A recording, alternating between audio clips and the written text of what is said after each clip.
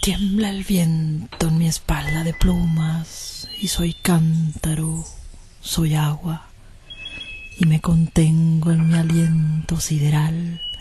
Me extiendo como vía láctea que soy, horizonte que soy, polvo de estrellas que soy, luna nueva que soy. Miro al infinito y me dibujo para no desaparecer.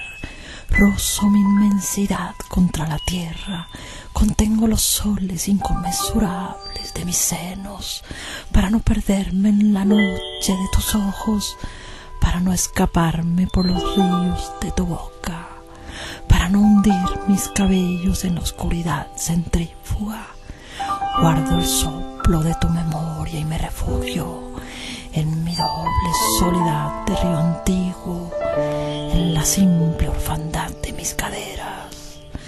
Estiro mis piernas de raíces llovidas y siento respirar a los árboles. En la cruz de mi cuerpo veo temblar sus hojas sobre mí, recorrer su savia en mis palabras.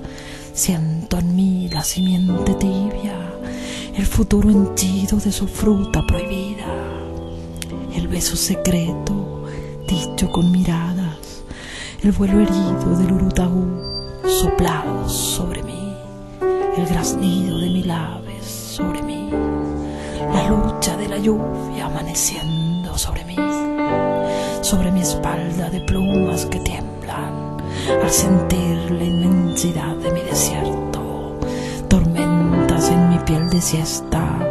Soy cántaro, soy agua y me contengo en mi aliento sideral, horizonte que soy, luna nueva que soy, memoria de agua que soy.